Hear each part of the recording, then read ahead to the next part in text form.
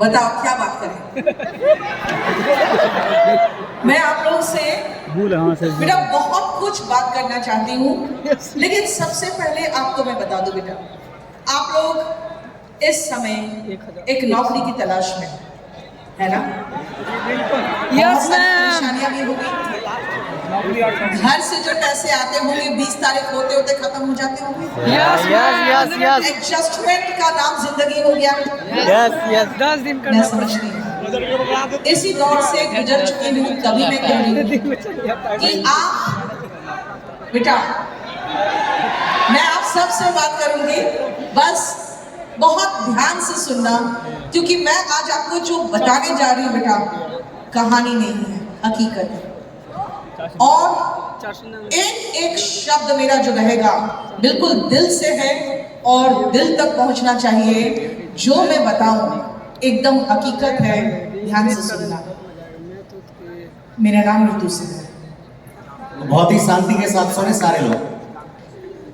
3 साल की 3.5 साल की उम्र में मेरे फादर का देहांत एक रोड एक्सीडेंट में हो गया। 3.5 साल की उम्र मेरी थी और मेरे जो सबसे बड़े मेरे भाई हैं, जो सबसे बड़े, वो मात्र 17.5-18 साल के थे। लाइफ में मस्त थे। फादर उस समय बहुत अच्छी स्थिति में होने जा ही रहे थे और मेरे भैया उस समय 18 साल के थे। घर में उस जमाने में इलेक्ट्रिक गिटार था। वो हमेशा, आज जो रंगारंग कार्यक्रम देख रहे थे ना, उस जमाने में इस तरह से मेरे भैया परफॉर्मेंस देते थे स्टेज पे गिटार बजा के। फादर का साया सर से उठा। हम लोग के घर में सिर्फ एक ही चीज हमारे पास था, वो था सर पे छत, जो मेरे पिताजी बना के गए थे। सब कुछ, सब लोग सड़क पे। और आपको मैं बता दूं, मैं इतनी छोटी थी बेटा, इतनी छोटी थी कि मैं रोई भी नहीं थी। मुझे पता भी नहीं था मौत क्या होती है।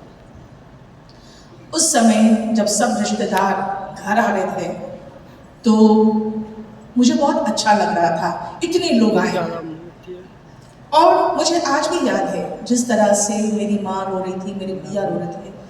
मुझे पता भी नहीं था कि क्या हो रहा है घर में, लेकिन मुझे अच्छा लग रहा था क्योंकि मेरी उम्र के सारे बच्चे जो कभी कभी खेलने आते थे सब आगे थे, क्योंकि सबके माता पिता आए हुए थे। संघर्ष उस समय से शुरू हुआ।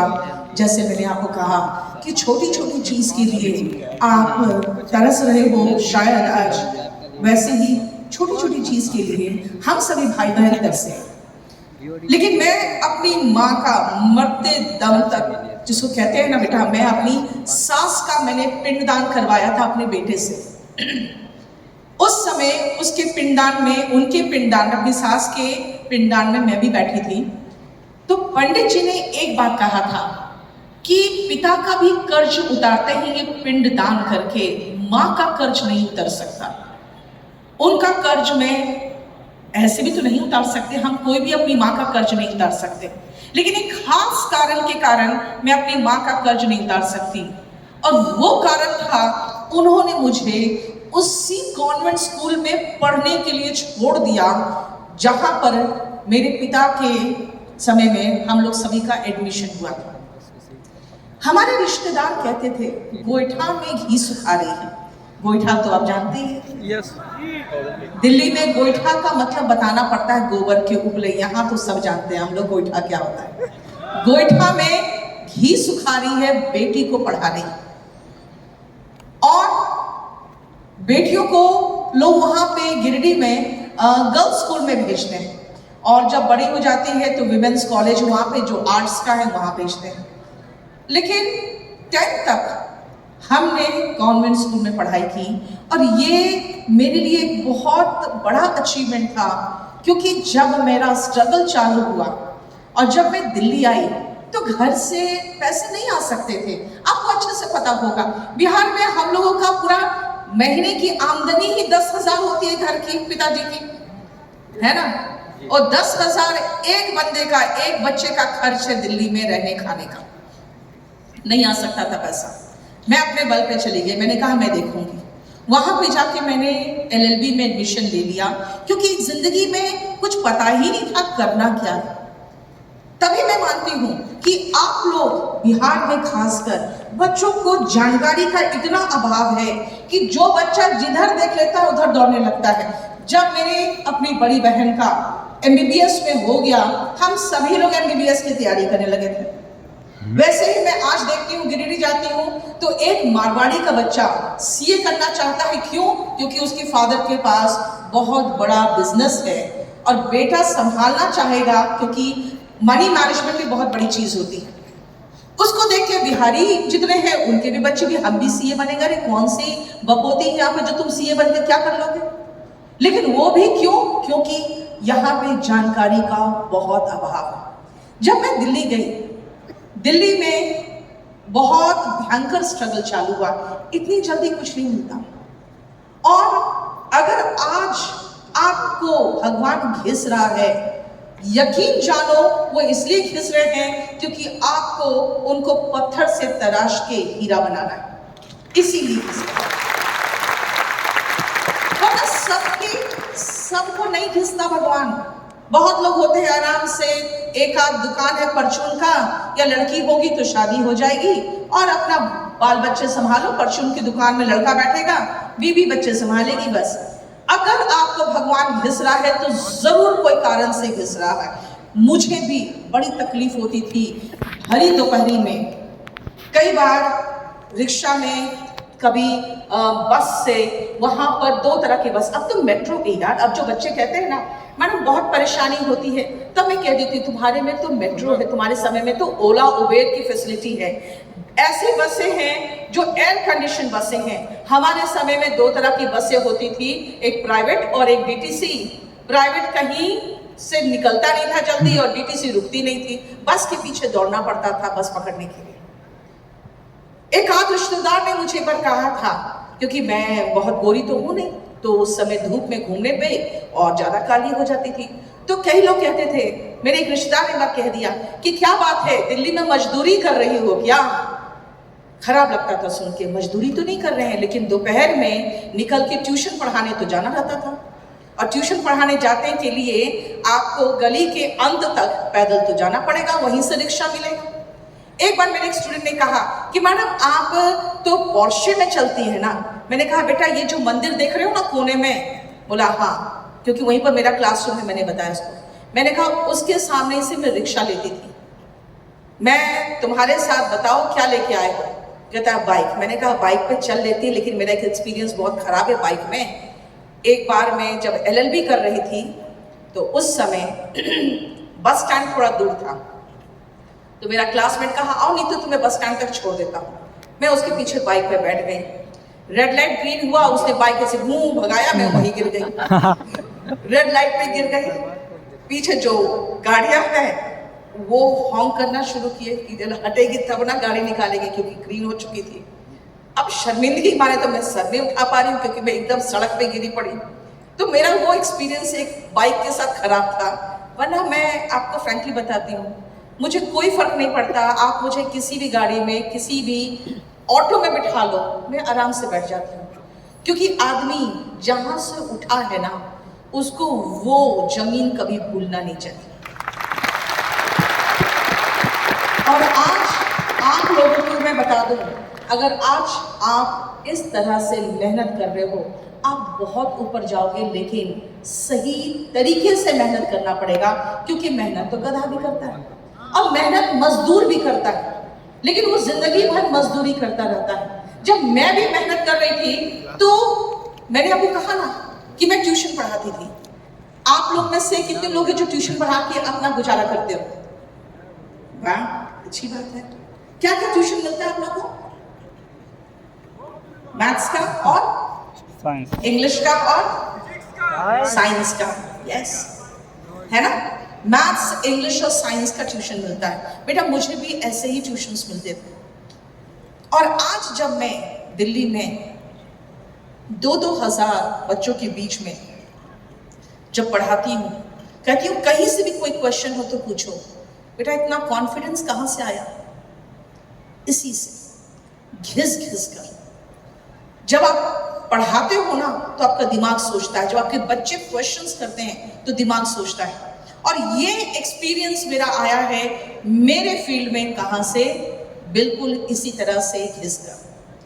आप सबसे पहले ये ध्यान रखना, आपको नौकरी चाहिए एक, तो उसके लिए आपको पहले सटीक मेहनत करना पड़ेगा। मैंने जो रास्ता चुना कोचिंग का, जिस समय मैंने शुरुआत की, मेरे पास शुरुआत के बैच में हुआ क्या कि कुछ लोगों को जिम्मेदारी दी गई थी कि कुछ बच्चे लेके आना, क्योंकि आज डेमो। अब डेमो में तो 30-35 बच्चे थे। मुझे लगा अच्छा 30-35 बच्चे आ गए, बहुत बड़ी बात है। शुरुआत बता रही हूं मैं 2006 का, और बड़ी खुशी हुई मुझे, और मैंने बहुत अच्छा से इंग्लिश कैसे पढ़ें, स्पोकन इंग्लिश कैसे करें, उसका मैंने बहुत अच्छा उनको एक डेमो दिया। दूसरे दिन मैं भी बहुत खुश गई कि हाँ चलो, अब मुझे घर घर घूम के ट्यूशन पढ़ाने का समय खत्म हो रहा है। अब मैं एक जगह मुखर्जी नगर में पढ़ाऊंगी, और वहां से मैं अपना काफी ख्वाब देखना शुरू कर दिया मैंने। दूसरे दिन मैं पहुंची, वहां सिर्फ 4 बच्चे थे और बाकी कोई नहीं था। जब मैं बाहर निकली तो मैंने देखा कि 2 जो स्टाफ वहां पर उसके दोस्त थे वो भी बैठे हुए थे। मैंने कहा तुम तो कल क्लास में थे। कहा मैडम इन्होंने बुला लिया था इसलिए हम आ गए थे। यानी सारे बुलाए लोग थे, पढ़ने वाले उसमें बहुत कम थे, और सब देखने आए थे कि कोई एक महिला आई है वो पढ़ाना चाहती है।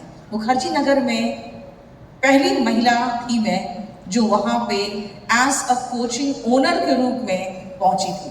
तो कुछ लोग देखने भी आए कि कोई लड़की आई है और पढ़ाने के लिए कोशिश कर रही है। 2006 में सफर ऐसे शुरू हुआ। उसके बाद बहुत सारे बच्चे यहाँ पे 2018-19 के बाद तैयारी करना शुरू किए होंगे, है ना। 2015 में, 2015 नहीं 2014 के पहले 2013 में मेहनत के बल पर मैं एकदम टॉप मोस्ट वहां पर पीक में थी, और पूरी इंडिया में बोलबाला हमारे कोचिंग का हो गया, जो मैं नाम यहां नहीं लेना चाहूंगी। एक जिसे कहते हैं एक छत राज्य वो चल रहा था, पैसा बरस रहा था, और मैंने भी धीरे धीरे पढ़ाना कम करके सिर्फ एक बैच लेती थी मैं 11 से 12:30, जिसमें सारे बच्चे जिनको भी पढ़ना होता था, एक बड़ा सा हॉल था, वहाँ पे वो आते थे, और वो हमारे इंस्टीट्यूट के बच्चे का मैं एक फ्री क्लास लेती थी बस, और उसके अलावा मैं सिर्फ अपनी किताबें लिख रही थी, और बस वही सब था कि अपना काम कर रही थी। इस बीच 2012 के लगभग मेरी किताब आई, जो अभी आपको पता होगा नीतू सिंह वॉल्यूम 1 है, और वो किताब आई और वो मार्केट में एकदम छा गई। बहुत ज्यादा डिमांड हुआ उसका, बहुत डिमांड। पब्लिकेशन भी एस्टैब्लिश हो गया, कोचिंग भी एस्टैब्लिश हो गया, और इस बीच एक जिंदगी का सबसे बड़ा धोखा जो इंसान खा सकता है वो मैंने खाया। जिंदगी का बहुत बड़ा धोखा खाया मैंने, क्योंकि 2009 के लगभग जब कोचिंग एक लेवल तक, थोड़ा बहुत लेवल तक पहुंच गया था, तो मैंने उसका रजिस्ट्रेशन कराना चाहा, और कंपनी एक्ट के तहत प्राइवेट लिमिटेड कंपनी 2 लोगों के नाम से रजिस्टर हो सकती है, एक के नाम से नहीं। तो एक महिला, हम महिलाएं थोड़ी मूर्ख होती है ना प्यार में, नहीं होते, थोड़ा सा इमोशनल। आपको देखना, माँ को मूर्ख बनाना आसान होगा, पापा समझेंगे मेरा ही खून है, इसको पहचानना जल्दी पहचान जाते हैं तुम्हें, है ना। हाँ, पापा को मूर्ख बना पाते हो? नहीं। मम्मी को बड़े आराम से बना लेते हो, है ना। तो महिलाएं थोड़ी सी इमोशनल फूल्स होती हैं, जो मैं कबूल रही हूं यहाँ पे।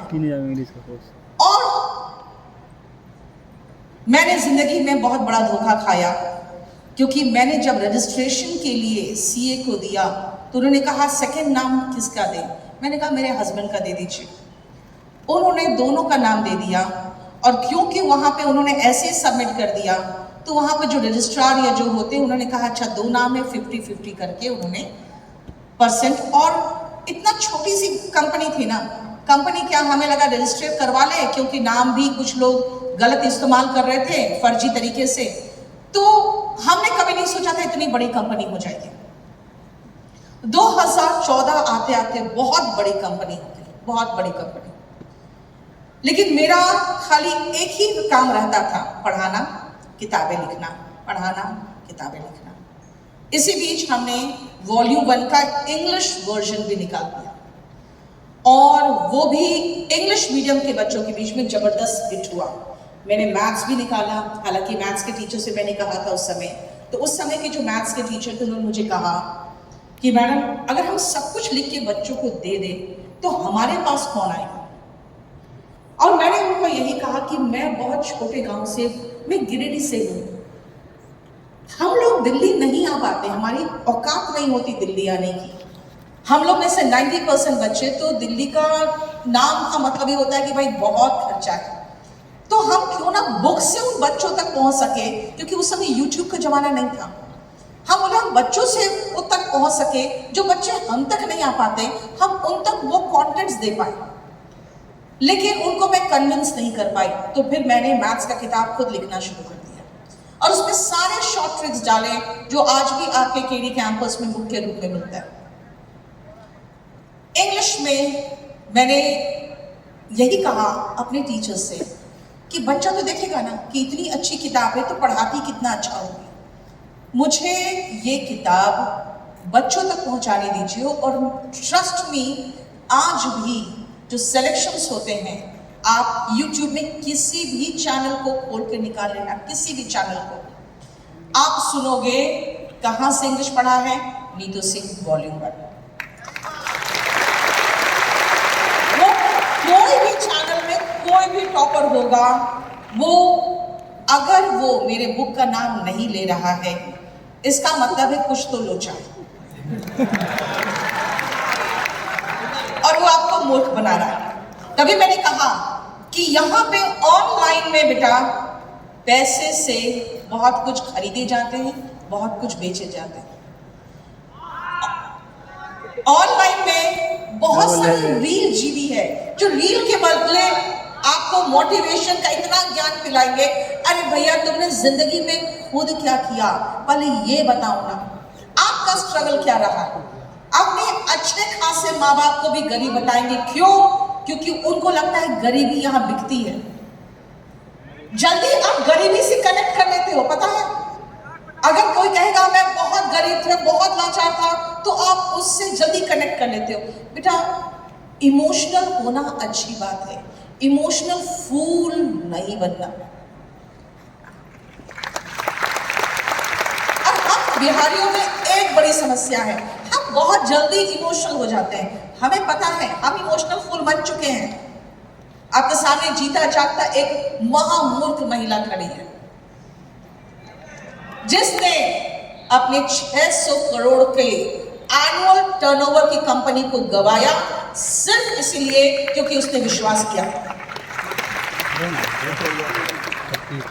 और आपको मैं बता दूं, बहुत निर्लजता वाली बात हुई मेरे साथ। मेरे अपने सेंटर में, मुनीर का सेंटर में, मुझे बाउंसर से पिटवाया गया सिर्फ इसीलिए ताकि मैं उसके बाद डर के मारे मैं अपने इंस्टीट्यूट में एंटर नहीं करूं। और मेरे सिक्योरिटी को लेकर कोर्ट ने मुझे एक दिल्ली पुलिस का पीएसओ दिया, लेकिन उसके साथ एक क्या गलती कर दी कि उन्होंने कहा कि नहीं, जब तक ये मामला समझ नहीं जाए तब तक नीतू सिंह एंटर ना करे प्रेमिसेस, क्योंकि इसके जान को खतरा है। और मुझे रोक दिया गया एंटर करने से, वरना उसके बाद भी मैं एंटर करती, चाहे कुछ भी हो जाता।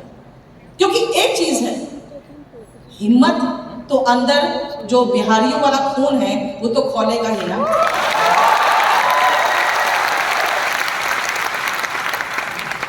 वो जो मेरे अंदर वो खून था वो बहुत भयंकर खोला, और मैंने सोच लिया कि मैं बहुत भयंकर बदला लूंगी।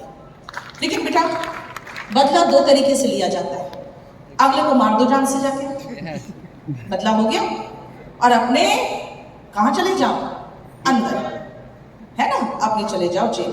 यही तो बदलाव होता है, तरीका होता है, fast action, quick instant result. लेकिन आपको मैं एक तरीका बताती हूँ बदला लेने का। मोहल्ले वाले बहुत परेशान करते हैं क्या? यस है ना? और रिश्तेदार, रिश्तेदारों को एक गाना भी बना था ना, सही बना था, यहाँ गा नहीं सकते हैं, गाना तो सही था लेकिन अनपार्लियामेंट्री लैंग्वेज, इसलिए मैं यहाँ नहीं गा सकती, लेकिन सही बना। बेटा बदला लेने का तरीका आपको बता रही हूँ, मेहनत करो, मेहनत करो, जम के मेहनत करो, और जिस दिन कामयाब हो जाओ एक मिठाई का डब्बा लेके उनके घर चले जाओ।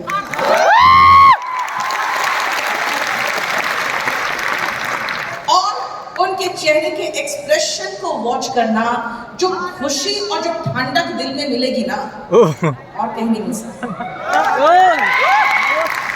वो ठंडक जो आज मुझे मिलती है ना, उसी ऑफिस में, उसी बिल्डिंग पे मेरा ऑफिस है, जिस बिल्डिंग के ऑफिस से मुझे लात मार के निकाला, उसी हॉल नंबर 41 में मैं क्लास लेती हूँ, जिस हॉल नंबर 41 में आखिरी मीटिंग मैंने बुलाई थी टीचर्स और स्टाफ को, और मैंने कहा था देखो मेरे साथ क्या हो रहा है। लेकिन उनको ये तो समझ में आ रहा था कि ये तो अब दूसरा इंस्टीट्यूट एस्टैब्लिश कर रही है, ये तो बड़ा हाथी बैठा है, हम इसी के साथ चुपचाप से दुबक के रहे, बाकी ये भाड़ में जाए, हमें क्या मतलब। वहां से भी बड़े बेआबरू होके हम निकले थे। आज वही हॉल में मेरा मेन क्लास चलता है, वही ऑफिस में मैं हूं, और आज आप मुखर्जी नगर आओगे, केडी कैंपस का तूती बोलता है, और जिस इंस्टीट्यूट की बात मैं कर रही हूं कि 600 करोड़ के टर्नओवर की कंपनी, वो कम से कम आज 100 करोड़ के माइनस में है, और उसके भयंकर भयंकर केसेस चल रहे हैं, और हर केस में चेक बाउंसिंग का केस, और सारे वेंडर्स, टीचर्स, जो भी अनाप शनाप केसेस उन पर है। क्यों? क्योंकि वो पेमेंट नहीं कर पाए।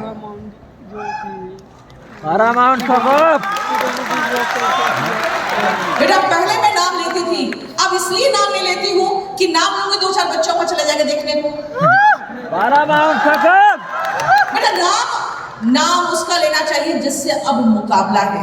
अब मैं मुकाबला जिनसे करती हूँ उनका नाम लेती हूँ, सम्मान से लेती हूँ,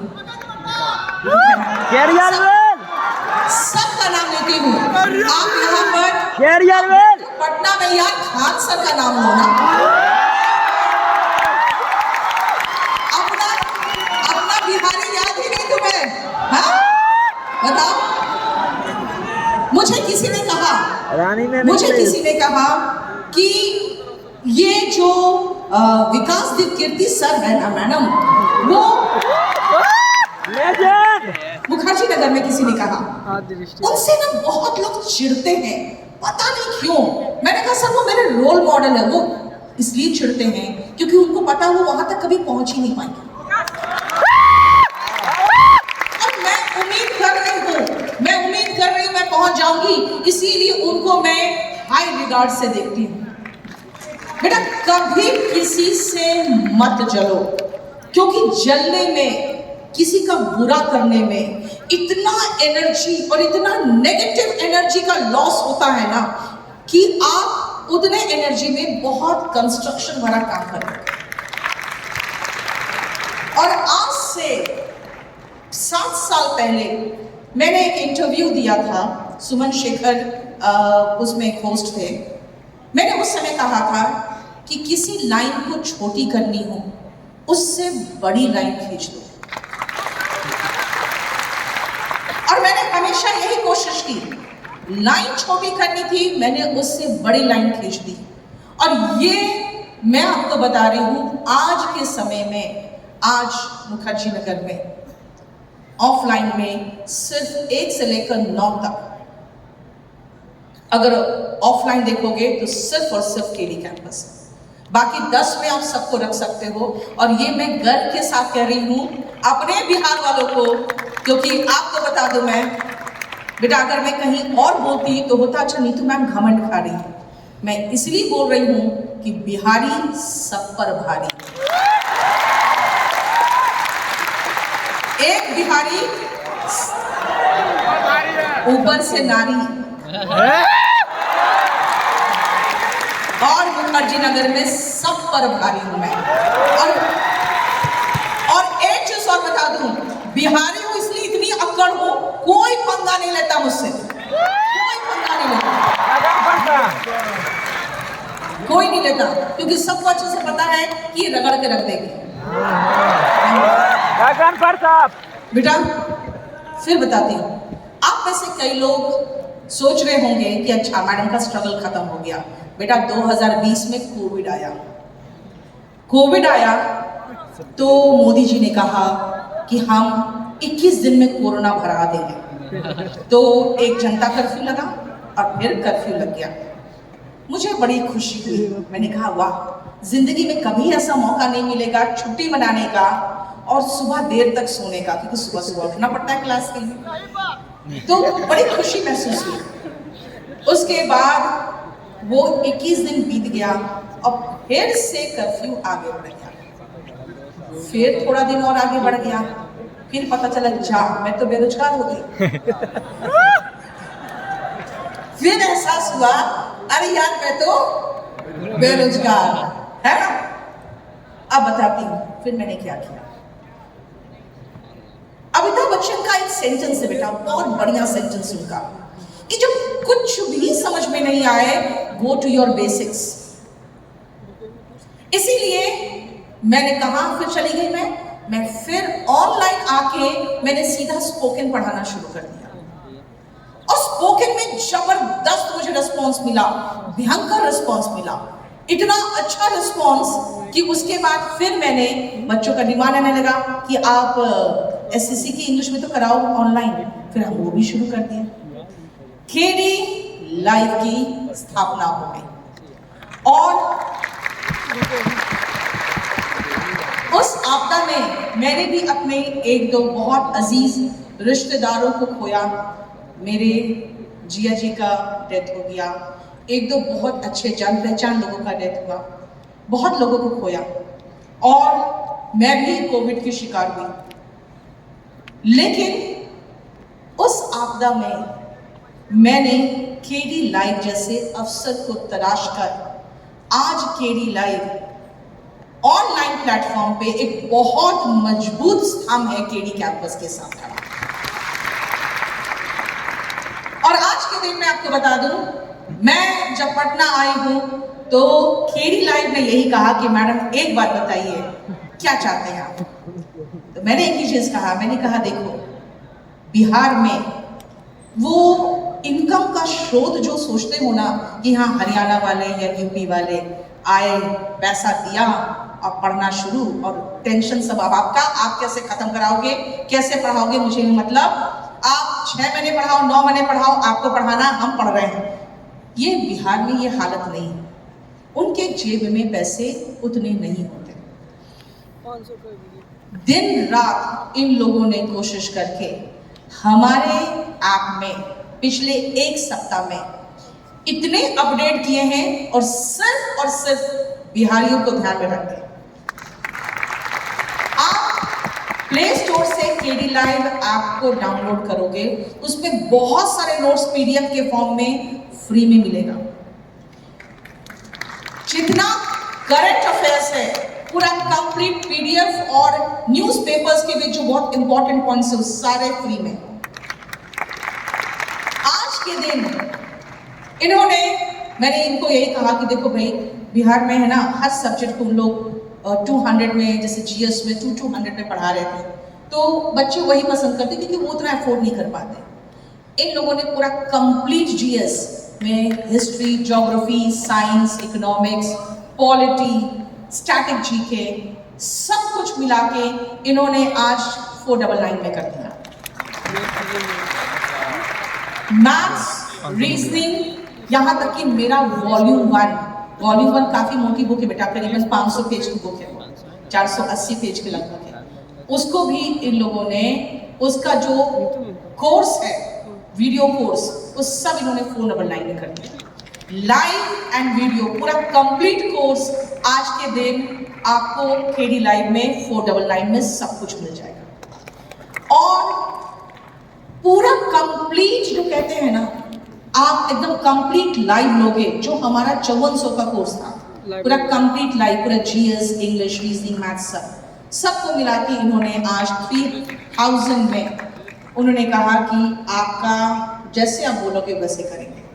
तो केडी लाइव एक मेरा स्तंभ था।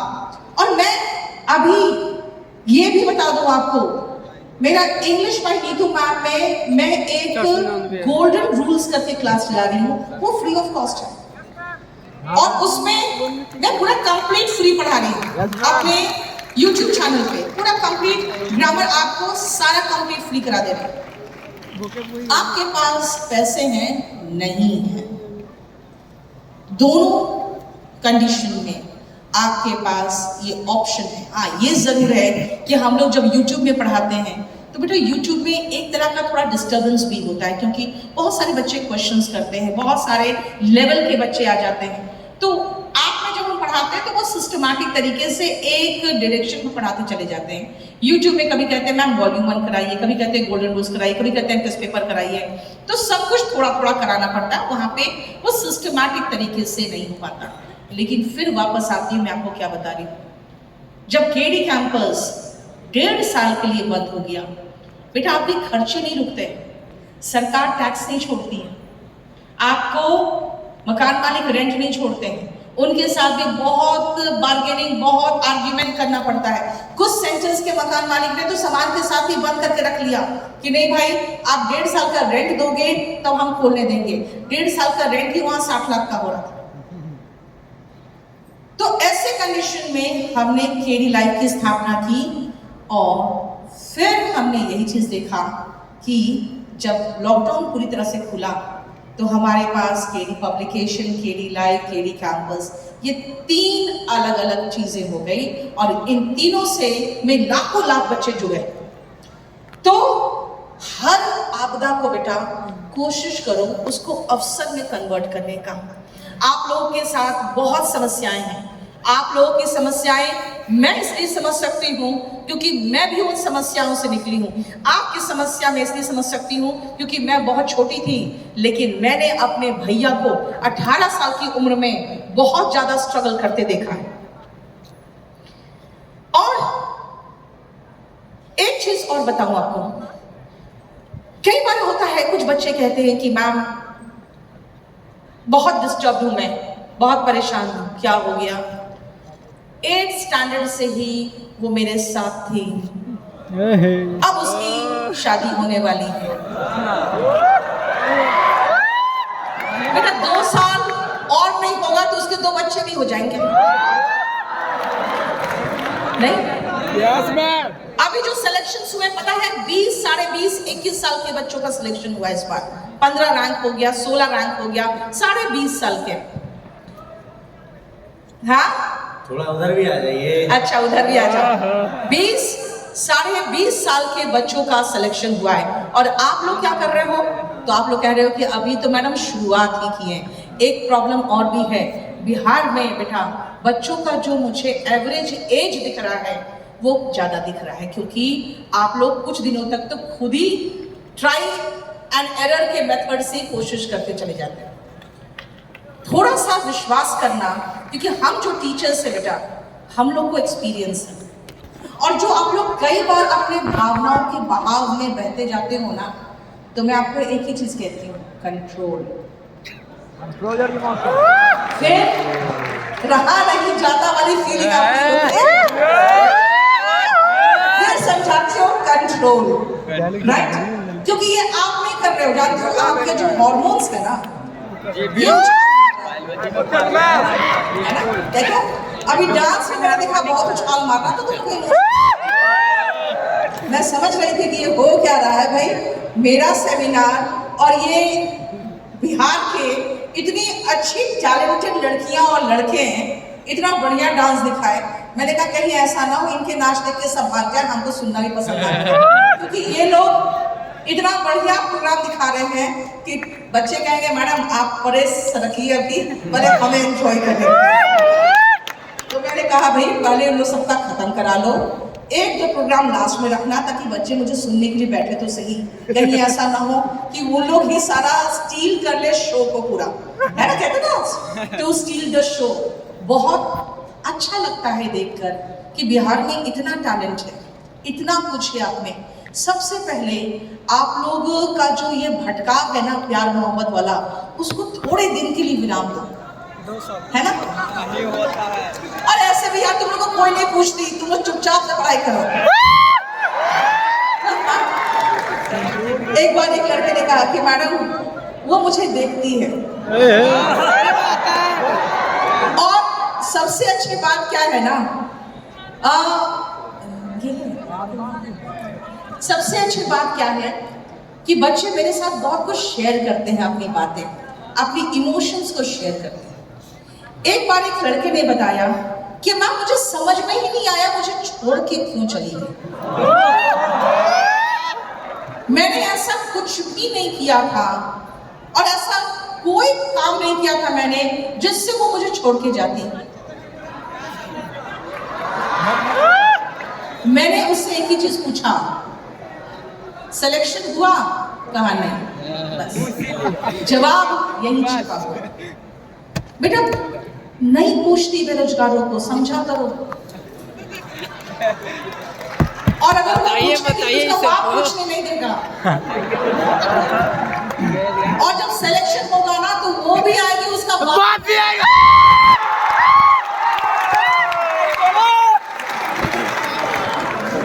पहले अपने आप को मजबूत बनाओ, इतना मजबूत बनाओ कि अगला भी आए घर रिश्ते मांगने, आपके फादर को हड़काने नहीं आए, है ना।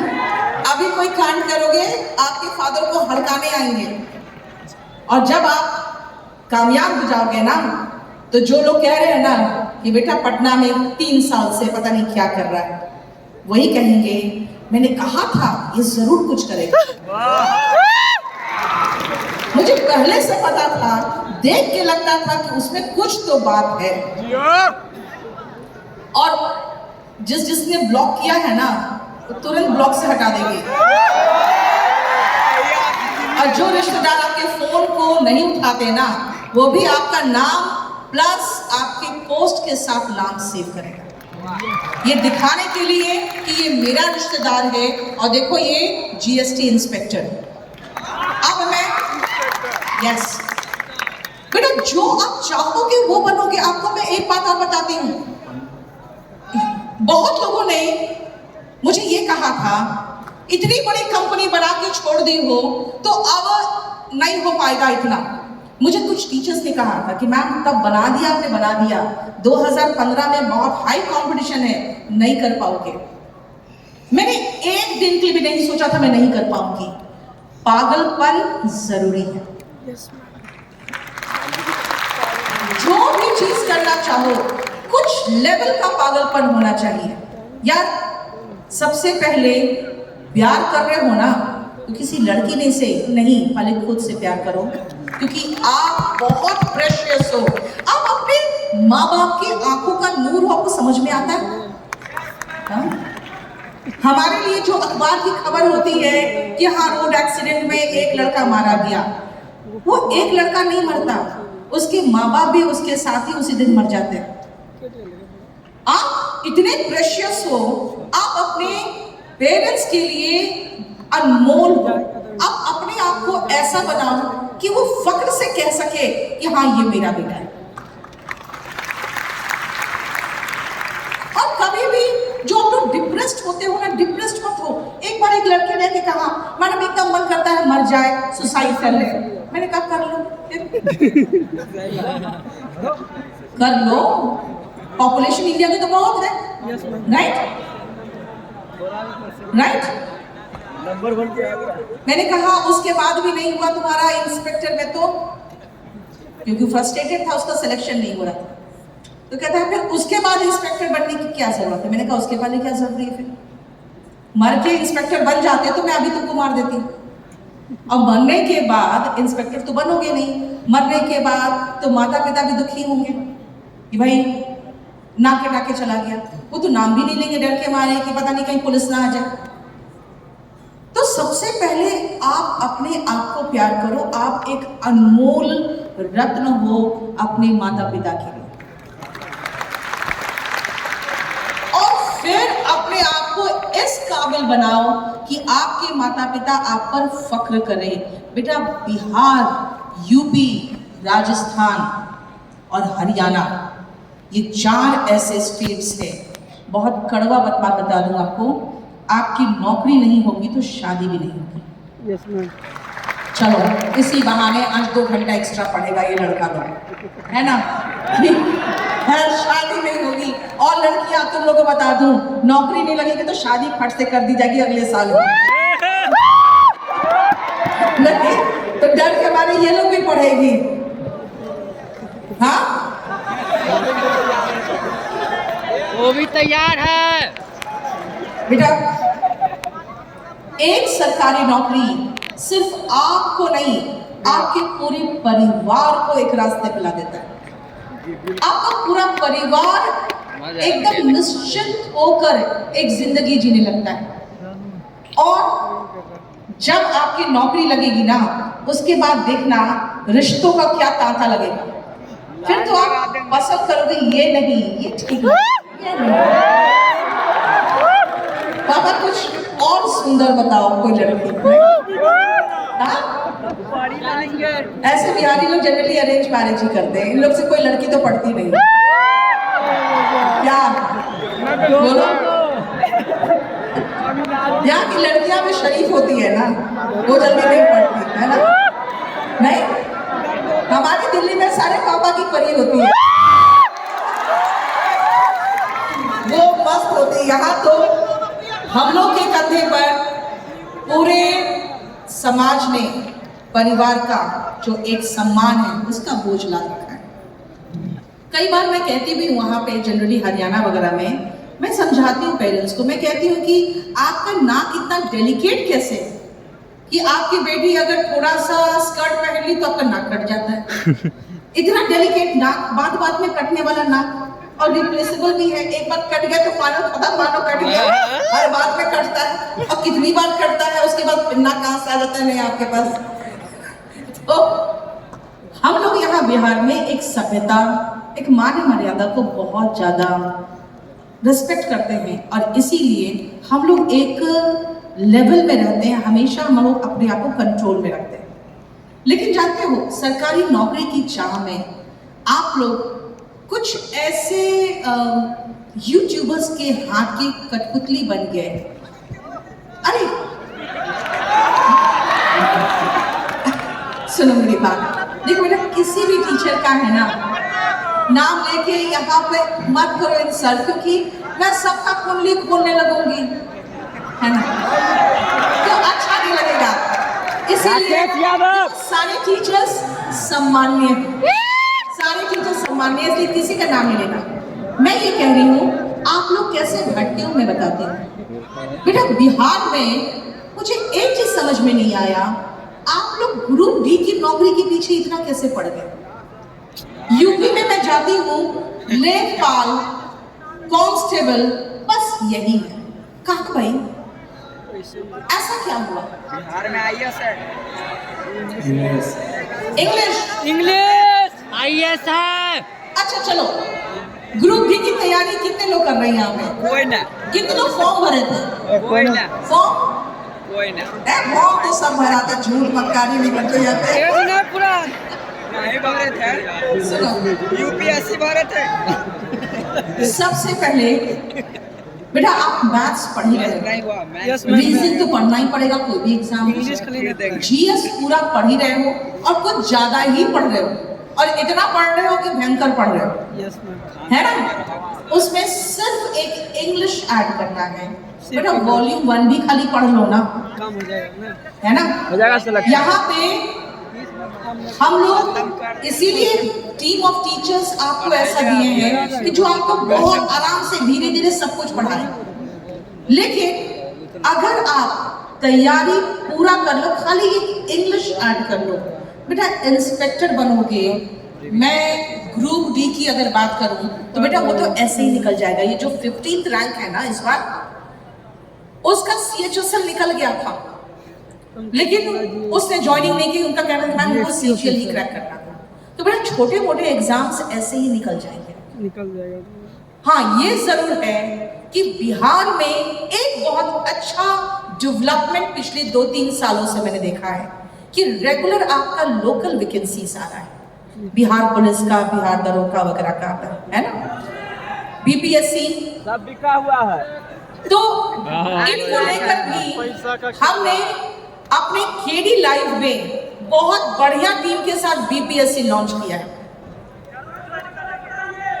क्या पटना में आ जाइए। पटना में बेटा सुनो मेरी बात, पटना में हमने एक टीम दिया हुआ है आपको, यहाँ पे जो आपका बिहार पुलिस है, बिहार दरोगा है ना, SSC है, उनके लिए जय सर ने बहुत अच्छा टेस्ट सीरीज का अरेंजमेंट किया BPSC के लिए। हम ऑफलाइन में तो देंगे ही, हम ऑनलाइन की भी बात कर रहे हैं। ऑफलाइन मैं पटना में पढ़ा हूँ। Yes ma'am. पटना में अगर पढ़ाऊंगी तो दिल्ली कौन संभालेगा मेरा वहां पे। चलो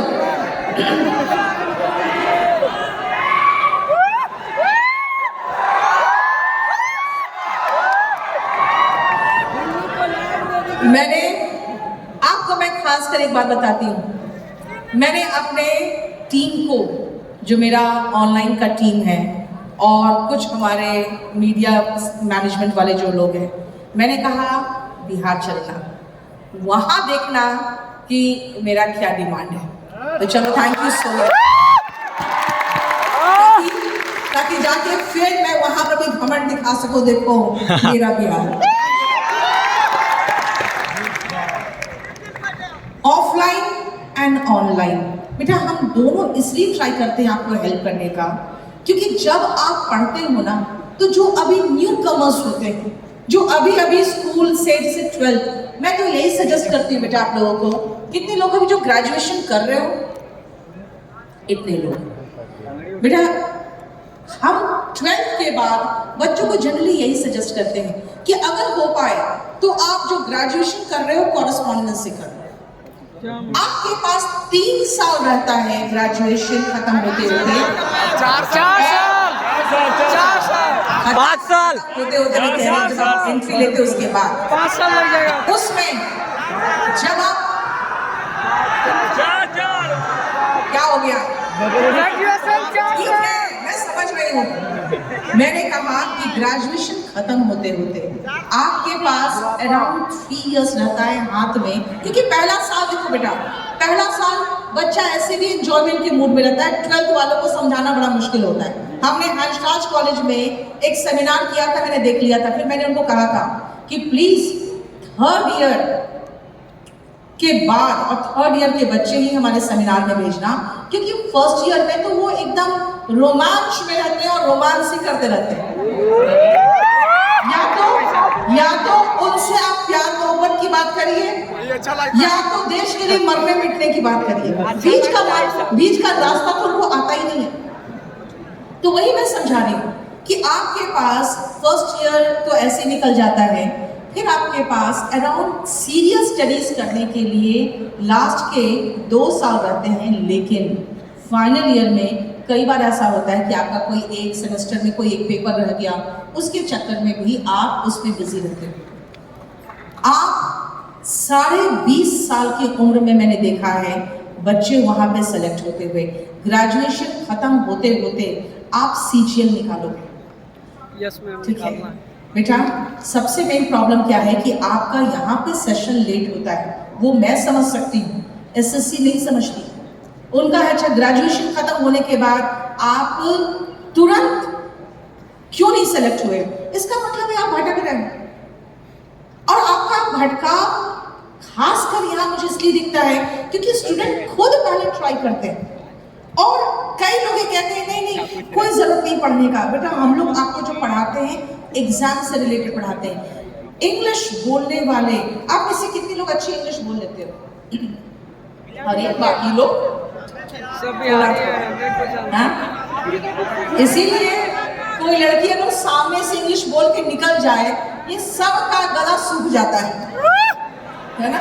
यस मैम। मानी मन खुद को रिजेक्ट कर देते, ये तो नहीं पटेगी। नहीं, लड़की अगर अंग्रेजी बोल दे तो लड़का ट्राई भी नहीं करता कि ये तो पटेगी ही नहीं। सुनो, आप अच्छी इंग्लिश भी बोल लेते हो बेटा, एग्जाम में क्वेश्चन वहां से पूछा जाता है जहां पे हिंदी मीडियम और इंग्लिश मीडियम दोनों फंसे। इसीलिए आपको एग्जाम ओरिएंटेड इंग्लिश पढ़ना पड़ेगा। जब मैंने वॉल्यूम 1 लिखा था, बहुत सारे ने मुझे पूछा था कि आप इसमें लिखे क्या हो, कुछ लिखा आपने तो क्लास में जो पढ़ाना था वही लिख के रख दिया, फिर आपके पास क्यों आएगा कोई? बेटा वही मैं कह रही हूँ कि वॉल्यूम 1 में आपका पूरा बेसिक कॉन्सेप्ट एग्जाम से लेके क्लियर हो जाएगा। जहां तक स्पोकन की सवाल है, आप ये बताओ, आपके स्कूल में टेंस वगैरह पढ़ाया गया था कभी? Yes ma'am. कितने लोग कह रहे हैं स्कूल में कुछ नहीं, कभी टेंस वेंस कुछ नहीं पढ़ाया? हाथ ऊपर करो। स्कूल में नहीं पढ़ाया, कोचिंग में। बिहार में मैक्सिमम स्कूल्स में ग्रामर पढ़ाए जाते हैं, थोड़े बहुत पढ़ाए जाते हैं, नहीं पढ़ाए जाते हैं? नहीं नहीं नहीं नहीं। आप लोग चलो, अगर नहीं पढ़ाए जाते हैं, तुम लोगों ने केडी लाइव यूट्यूब चैनल को फॉलो किया है? मुझे सब्सक्राइब किया है? अब कितने लोगों ने सब्सक्राइब नहीं किया? हाथ ऊपर करो तो जल्दी। पहले तो तुम लोग सब्सक्राइब करो, फिर बात करेंगे तुम लोग से। बहुत चालाक। अच्छा, इंग्लिश बाय नीति मैम को सब्सक्राइब किया है? कर लिया सबने? टेलीग्राम पे भी। उसमें मैं बहुत बढ़िया तरीके से आपको सब कुछ करा रही हूँ।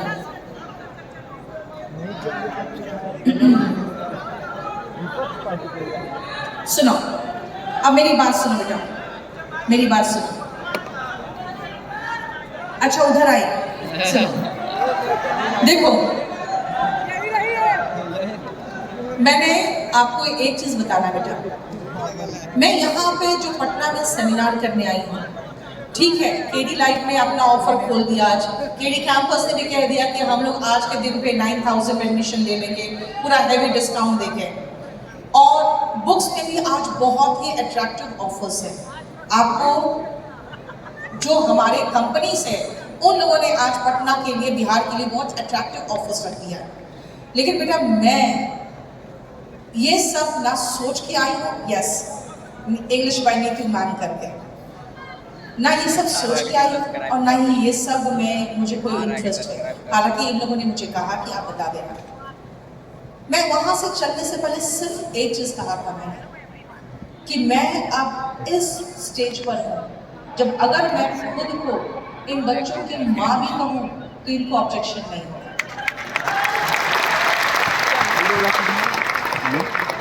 और एक माँ की तरह आपको मैं सही गाइड करूँगी। Yes ma'am. बेटा मुझे आपको खुश नहीं करना, मुझे आपको पटाके अपने इंस्टीट्यूट में, अपने ऑफलाइन ऑनलाइन में एडमिशन कराने नहीं आई हूँ। मैं आपको सिर्फ एक ही चीज़ बताने आई हूँ, सच, कि आपको जो तैयारी करनी है वो कैसे करनी है। सबसे पहले मैं सब्जेक्ट वाइज भी बताना चाहती हूँ, इसीलिए अगर पहले ये बताओ कि आप ये मान के चल रहे हो कि माँ को, तभी मैं बताऊँ आगे कुछ। Yes ma'am.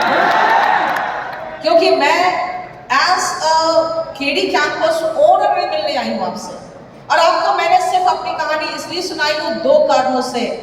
बेटा तुम एक स्ट्रगल कर रहे हो, हम एक बार टॉप पे पहुंच के फिर गिरे, हम फिर पहुंचे टॉप में, मेरा 2 बार हुआ। तुम बिहारी हो तो तुम्हें पता होगा कि बिहारी की अकड़ क्या है, वही मैं बताने आई थी आज, और उस अकड़ ने मुझे कामयाबी दिलाई। मैं चाहती हूँ आप भी वैसे ही बदला लो अपने रिश्तेदार और अपने पड़ोसियों से, जो मैंने आपको कहा, मिठाई का डब्बा पहुंचाना, मिठाई का डब्बा पहुंचाना नहीं भूलना, ठीक है। लेकिन मैं आपको, मैंने कहा अगर माँ मानते हो तो मैं आपको सही तरीका बताऊं तैयारी का। बेटा सबसे पहले आते हैं मैथ्स में। बेटा किसी भी टीचर का नाम मत लेना, रीजन क्या है, ये ऐसा सब्जेक्ट है ना जिसमें सबसे ज्यादा तांडव होता है ना। कभी ये मैथ्स के टीचर आएंगे, वो दिखाएंगे देखो हम ये है, फिर कोई दूसरा आएगा, फिर पहला आएगा, फिर उसको गाली देगा, फिर उसको बोलेगा। बेटा उनको आप उसके बाद वो बताएंगे कि तुम्हारे लिए हम दिन रात मेहनत कर रहे हैं। बेटा तुम्हारे लिए नहीं मेहनत कर रहे, वो अपने लिए मेहनत कर रहे हैं, क्योंकि वो सब्जेक्ट में इतना कंपटीशन है ना कि उनको वो तांडव करना पड़ता है। इसीलिए आप सबसे पहले तैयारी कर रहे हो जिस भी एग्जाम का, प्रीवियस ईयर क्वेश्चन पेपर देख लो और आपको समझ में आ जाएगा कि इतने तांडव की जरूरत ही नहीं है। क्लास में जो ऑफलाइन टीचर्स पढ़ा रहे हैं या हम लोग जो पढ़ा रहे हैं ऑनलाइन में, कोई भी एक टीचर, मैं नहीं कहूंगी मेरे से पढ़ो, मैं नहीं कहूंगी केडी कैंपस में केडी लाइव से पढ़ो, किसी भी एक टीचर को पकड़ो बेटा, वो उतना पढ़ा देगा जो एसएससी में आता है। क्योंकि एसएससी में रॉकेट साइंस नहीं आता, कोई आईआईएम का एग्जाम देने नहीं जा रहे होते। इसीलिए सबसे पहले ये जो टीचर्स के लड़ाई के बीच में आप जाते हो ना, वो बंद करो। और मेरी बात मानो, नहीं माने तो इस बार मैंने स्टिंग ऑपरेशन कर दिया। क्या मैं हाँ? तुम लोग कहा था मान लो मेरी बात, मैं सच बोल रही हूँ, सच बोल रही हूँ। तुम लोग कहे सबूत क्या है? 15 लाख नहीं, 15 सबूत देने में मुझे बड़ा अफसोस हुआ, क्योंकि किसी लड़के को, किसी टॉपर को एक्सपोज करना पड़ा, लेकिन करना पड़ा क्योंकि हर साल ये जो मार्केट का खरीद बिक्री है ना, ये बहुत गंदा सिस्टम दे रहा था और बहुत गलत तरीके से खरीद बिक्री हो रहा था। मैंने कहा ठीक है, अगर रिजल्ट दोगे तो बेटा मैंने यही कहा कि भाई अंडर द टेबल देने की जरूरत क्या है, आप उसको इनाम दो ना कि हाँ ये लड़का टॉप किया है, इसको मैं 15 लाख रुपया इनाम देता हूं। राइट? तो मैंने यही कहा, मैंने कहा तुम में हिम्मत नहीं थी बोले कि तुमने अंडर द टेबल दे दिया। मैं ऐलान करती हूं कि टॉपर्स जो होंगे 1 से लेकर 10 तक टॉप करो, मैं तुम्हें 15 लाख इनाम दूंगी। और रिकॉर्डिंग करके रख लेना, अगर आप टॉप करोगे तो मैं आपको 15 लाख इनाम दूंगी। इनफैक्ट हमने पूरा स्लैब बना दिया था कि उसके बाद 10 से 20 तक, 11 से 20 तक हम 10 लाख देंगे, और अगर आप 100 तक भी आ जाते हो तब भी आपको 1 लाख रुपए मिल जाएगा, और वो मैं दूंगी 1 लाख से ना होगा। एज ए गिफ्ट, क्योंकि मैं आपको इनाम दूंगी, मैं आपको रिश्वत नहीं दूंगी। यहाँ पे ये चल रहा था एसएससी की फील्ड में रिश्वतगिरी। तो सबसे पहले ये सारी जितनी गंदगी है ना, ये सारे गंदगी फैला रहे हैं वो लोग जिनको अपने रोजगार की चिंता ज्यादा है, क्योंकि मैथ्स ऐसा सब्जेक्ट है जिसमें बच्चे थोड़े कंफ्यूज होते हैं। तो टीचर्स को ये मौका मिल जाता है कई बार कि बच्चों को थोड़ा सा कंट्रोल में लेने का। बाकी बच्चों को इंग्लिश तो समझ में आती नहीं, हम क्या कंट्रोल में लेंगे, है ना? तो सुनो, मैथ्स में किसी भी टीचर से आप पढ़ो, प्रीवियस ईयर क्वेश्चन पेपर देखो सीजीएल का। अब सुनो, कुछ ऐसा ही कल मुझे एयरपोर्ट में एक लड़का मिल गया कि नहीं मैडम हम तो सीएचएसएल का तैयारी कर रहे हैं क्योंकि सीजीएल का तो भी हिम्मत नहीं हो रहा है। मैंने कहा सीएचएसएल को तुमने क्या समझ रखा है? अगर आप तैयारी कर रहे हो तो प्रीवियस